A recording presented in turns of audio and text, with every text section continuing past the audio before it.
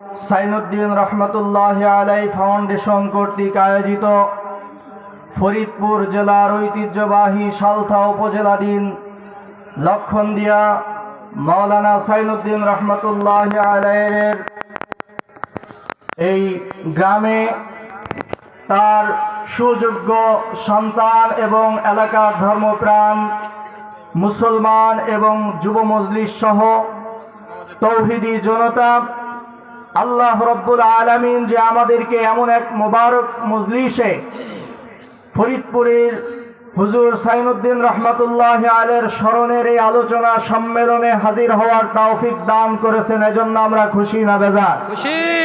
আরো চিল্লায় বলতে হবে খুশি না বেজার? খুশি। এখনো যদি বুক ফুলিয়ে কথা বলতে না পারি আর বলবো কবে? কথা বলেন ঠিক কিনা? 5 আগস্টের পরে জাতির সামনে বুক ফুলিয়ে যারা হকের ঝান্ডাবাহী তারা কথা বলবে, ঠিক কিনা?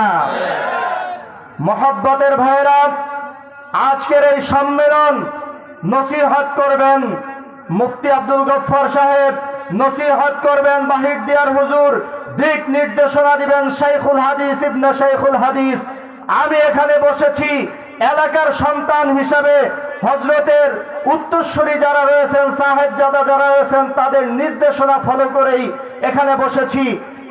এই লক্ষণদিয়াবাসী ভাগ্যবান, লক্ষণদিয়া সাইনুদ্দিন রহমতুল্লাহ আলাইহির মতো সূর্য সন্তান, কোরআনের পাখি এই গ্রামে জন্মগ্রহণ করেছে।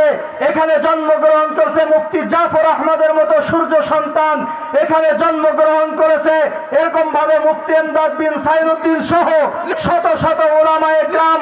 আমি শুধু এতটুকু বলতে চাই, গড়হরডাঙ্গা মাদ্রাসা শুধু নয়, গড়হরডাঙ্গা মাদ্রাসায় খেদমত করে ওই এলাকার মধ্যে সাইনুদ্দিন সাহেব রহমতুল্লাহ আলাইহি যে নজির সৃষ্টি করেছেন, তার সুযোগ্য সন্তানেরাও দ্বীনে হক খিলাফত প্রতিষ্ঠার সেই সংগ্রামে লেগে আছে। কথা বলেন ঠিক কিনা?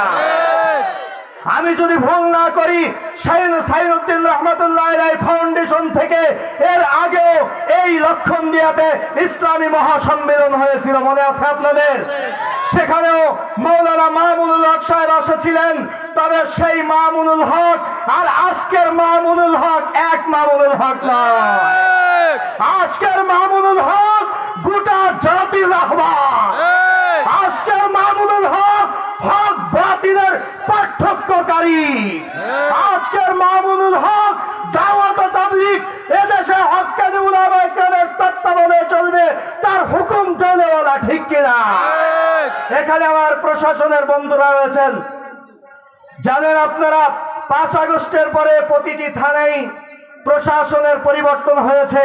আমার নগরকান্দার ওসির নিরাপত্তা আমি নিজে দিয়েছি। ওনার বিবি আমাকে ফোন করে বলছেন, চেয়ারম্যান সাহেব বাঁচান, আমাদের অবস্থা শেষ। তা আজকের যে সমস্ত প্রশাসন সালতাতে আছেন, নগরকান্দা সালতায় যারা প্রশাসনের দায়িত্ব আসবেন, এই এলাকার মিজাজ, এই এলাকার রুচি, এই এলাকার চাহিদা আপনাদের বুঝতে হবে। একটা কথা স্পষ্ট বলি, দাওয়াত ও তাবলীগ নিয়ে সমস্যা আছে না নাই? তবে সমস্যা দাওয়াত ও তাবলীগ নিয়ে না।